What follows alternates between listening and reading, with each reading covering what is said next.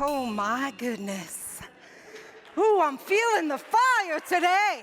Celebration. Thank you, band. Thank you. Woo. Are you expecting a miracle today? Woo, yes, I am. I know I am. Oh, baby, baby. All right, I got to ground down a little bit. So much energy. Becca, I appreciate you. I love you. You do amazing work for us.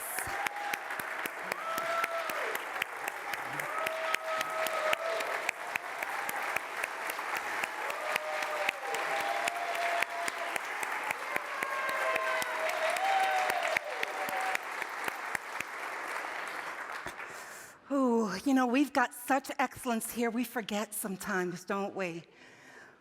We are blessed. So this is the season of creation. And did you know that there are multiple creation stories? And when I'm talking about a creation story, I'm talking about how the world came into existence. And they come from different belief systems. And every story has a way of explaining what sometimes seems unexplainable. And in our worldview, we probably think that there's really only one creation story, the ones that we learned in our culture. Yeah, well, lots of civilizations have their own creation stories. And so today I'm going to share some of them with you. And as you're listening, what I'm going to invite you to do is check out the level of creativity and innovation in these stories. And while you're doing that, I'm going to also invite you to hold this question. What is your creation story? What is your own personal creation story? Most of us know the Jewish and Christian creation story depicted in Genesis. You know, Genesis chapter 1. God said, "Let there be light." And there was light, and it was good. And then God spent the next 6 days creating everything else, right? So we got the sky, the sun, the moon, the land, the seas, plants, animals, and humans. And on the seventh day, God went, I think I'll take a rest.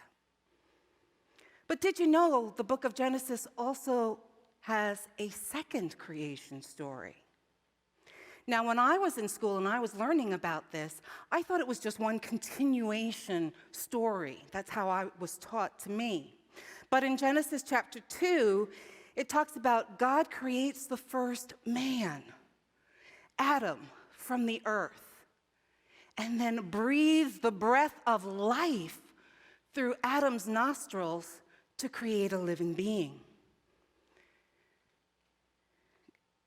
He also created the garden in Eden for Adam. And God said, you can eat as much fruit as you want, except from the tree of the knowledge of good and evil. And then when God realizes that Adam's lonely, he helps him out, right? Puts him to sleep, yanks out a rib, creates the first woman, Eve. All right. Now, the theologians suggest that they were two different authors of those two chapters, with two different points of view of God. In chapter 1 of Genesis, the God is described as a distant and powerful deity named Elohim, creator of the cosmos. While in chapter 2 of Genesis, the concept of God is more like a human-like Lord named Yahweh. And the characteristics given to this idea of God is more like a nobleman that's an artisan. But there are more stories.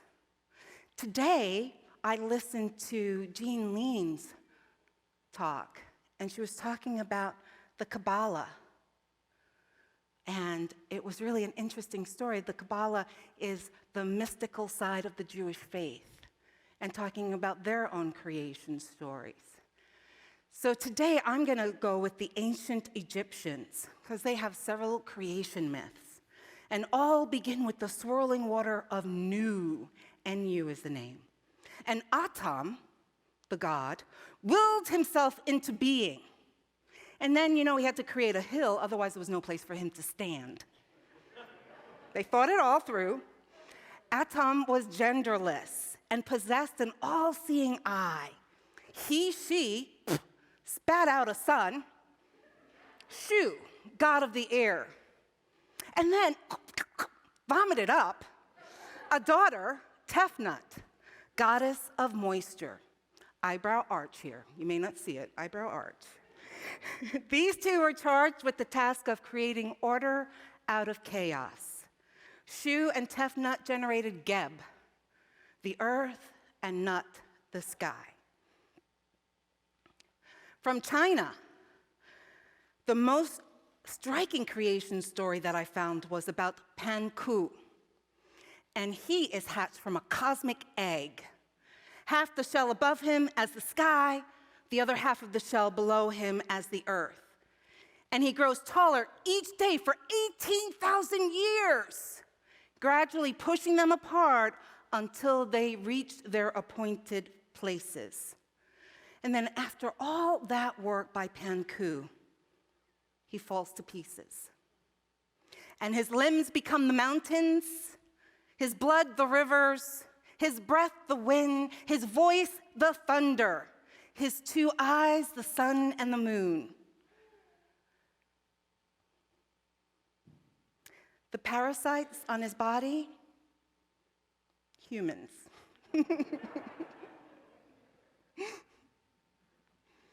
And what about all the Greek mythology we read in school, right? We read a lot of that in school. I don't know about you, but boy, they were very confusing. Gaia, Mother Earth, created Uranus, the sky, to cover herself, and they spawned a bizarre menagerie of gods. And these gods were all jostling for position, right? I want to be the ruler of all the gods.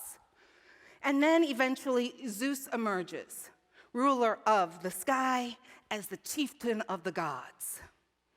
And then from India, we have the creation in the earliest Vedic text, the Rig Veda, tells about the gigantic being of Purusha, possessing thousands heads, 1,000 eyes, 1,000 feet. And then the gods sacrifice Purusha, and his body parts are transformed into the world's elements, and the gods, Agni, Vayu, Indra, are created. And also, what's created from Purusha's body are the 4 caste systems in India: the priests, the warriors, the general populace, and the servants. And then the final creation story that I'll share with you today comes from the German and Scandinavian people, and that's about the North Mythology. In the beginning, there was nothingness. And gradually, the space fills with water, which freezes and then partially melts. And from the drops of melting water, a giant human form appears. His name is Ymir. And from his armpits, a man and a woman appears. Giants like himself, but capable of producing others by more conventional ways. Eyebrow arch. Meanwhile, a cow has licked the melting ice and has revealed another giant, from whom the god Odin descends. Odin and his brothers kill the aged Ymir, and of his flesh they make earth, of his skull the heavens, of his blood the sea, and his bones the mountains, and his hair trees. Now, you may be thinking, wow, these are some really wild and crazy stories. Maybe even making the judgment that, wow, these are really primitive and uneducated folks. But is it any crazier than the stories we believe about our own creation? Is it any crazier than what we believe we are to be in the world? You know, when I was a little girl, my mom told me a story. She said, my dad wanted to name me Sheree, S-H-E-R-R-Y. But Mom was a jealous kind of gal. And she wondered, was this an ex-girlfriend of Dad's? Well, she was not going to name her daughter that. So to kind of keep the peace, she twisted the spelling of the name. And I always knew that story. And when I was around 13, it was really clear to me that the pronunciation of my name was going to be Sheree, not Sherry. And in this one little story from my mom, I internalized a belief that the incorrect pronunciation of my name was a negation of my true identity. And then suddenly, as I was awakening from that false belief, I realized that my mom's story was not my identity. My mom's story was not my creation of who I am to be in the world. And I discerned that I can create a different spelling of my name to honor my truth. And from that moment, I got to tell you, most folks now, they pronounce my name correctly. There's no longer any resistance to that. And I'm sure a large part of that shift is my claiming my own creation story. How many of these types of stories have you bought into from your family of origin? Maybe you were told you're smart, you're not so smart. Maybe you were told you were worthy. Maybe you were told you were unworthy. Maybe you were told you were lovable. Maybe you were told you were unlovable. Maybe you were told you were beautiful. Maybe you were told not so much.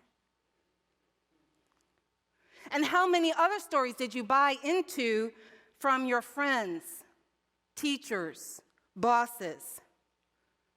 Did you allow these random people to define who you believed you were? And then today, are you still reacting from their views of who they say you are? It's really insidious how the story of creation of the self becomes so ingrained into our psyche that we believe wholeheartedly that someone else's definition of us is true. And then we search out all of the scenarios around us that reinforces that belief. We know as spiritual practitioners, we say it often enough that thoughts held in mind create after their kind. We say it over and over and over, and yet we still choose to hold on to other people's thoughts of us. Last week, Reverend Cindy, she talked about the shadows. It was a good talk, by the way. I did listen.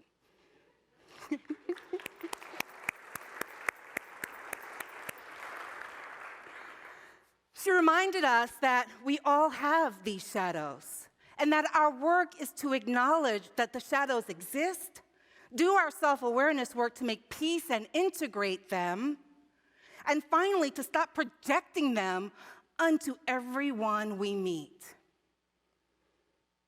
And if we are no longer buying into someone else's erroneous creation story of ourselves, then we no longer have to be afraid of our shadows.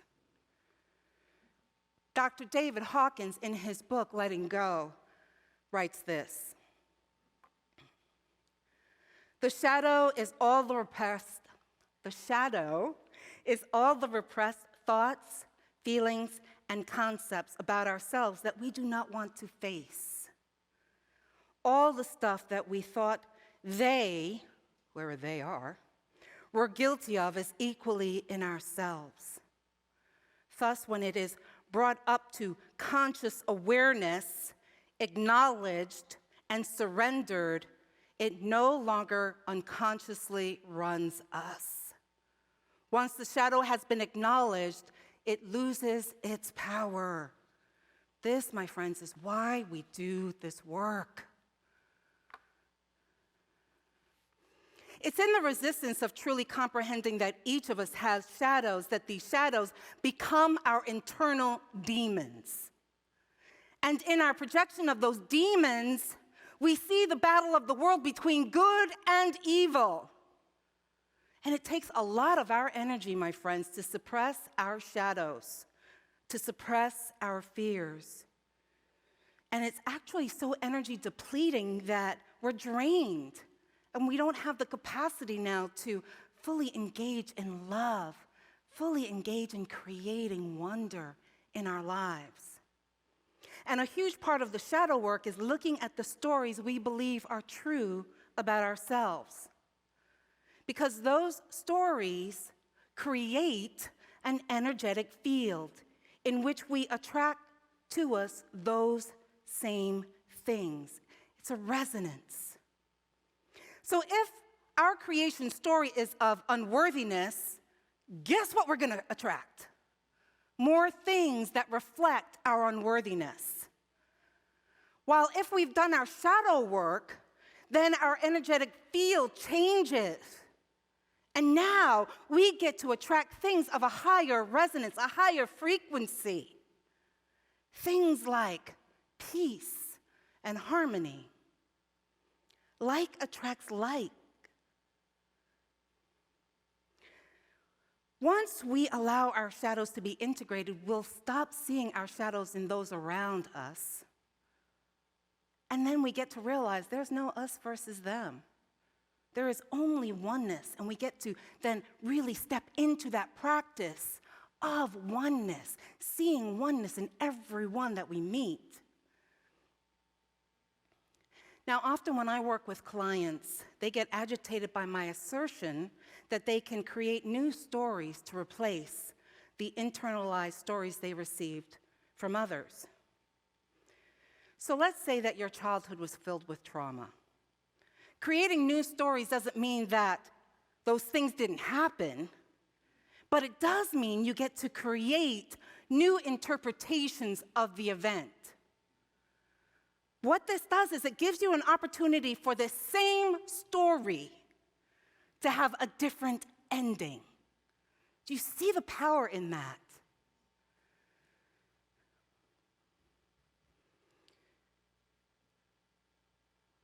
So how do we do that?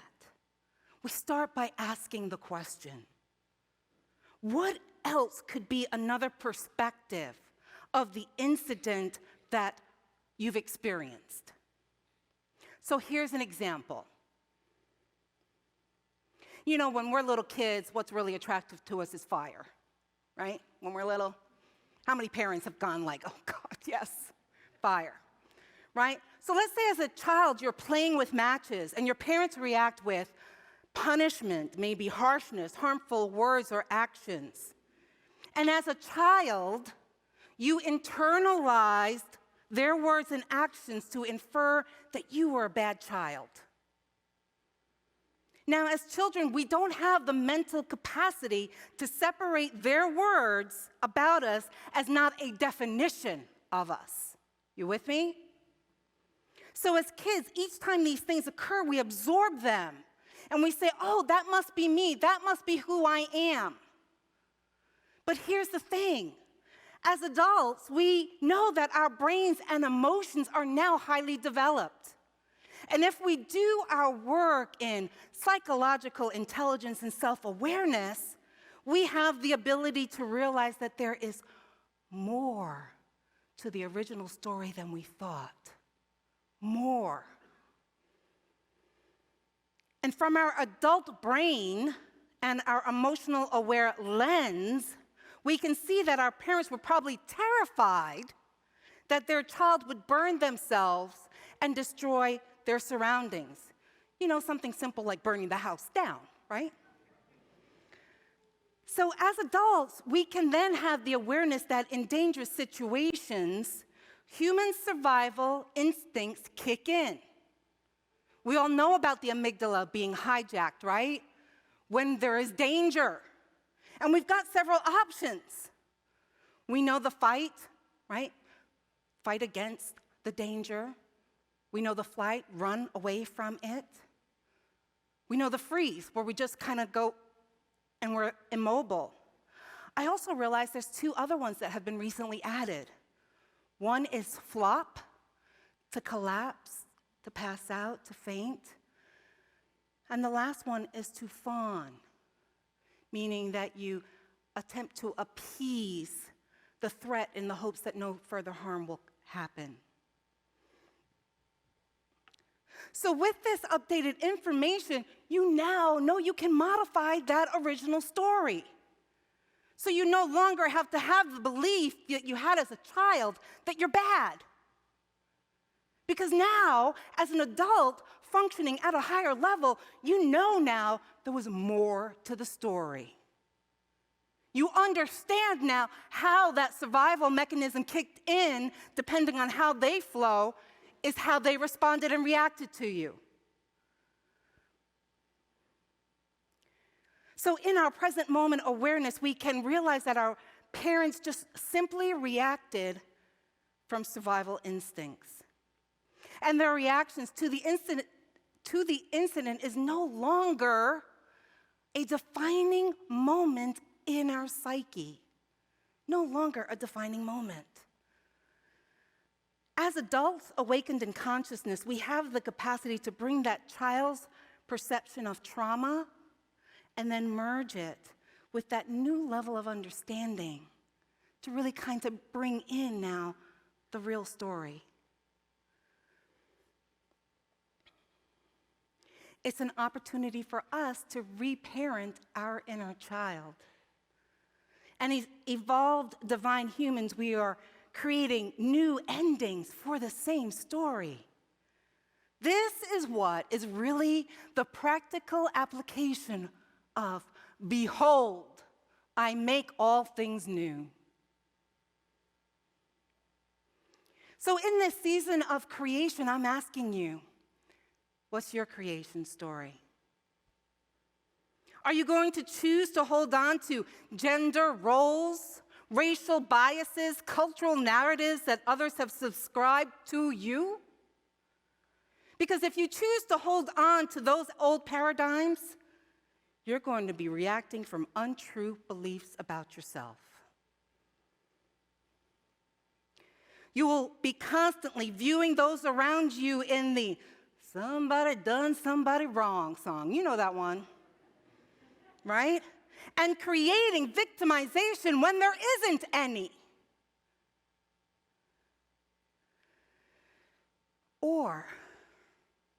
Or today, you can choose to rewrite your origin story from a new level of awareness. Create the life you truly deserve. A life filled with joy, filled with wonder, filled with possibilities, filled with awe. And my friends, we can do this together. It's not like you're going out there by yourself and you're on a limb. We're doing this together because we know as one life is changed, it changes all around them. So I invite you today, together, behold, we make all things new.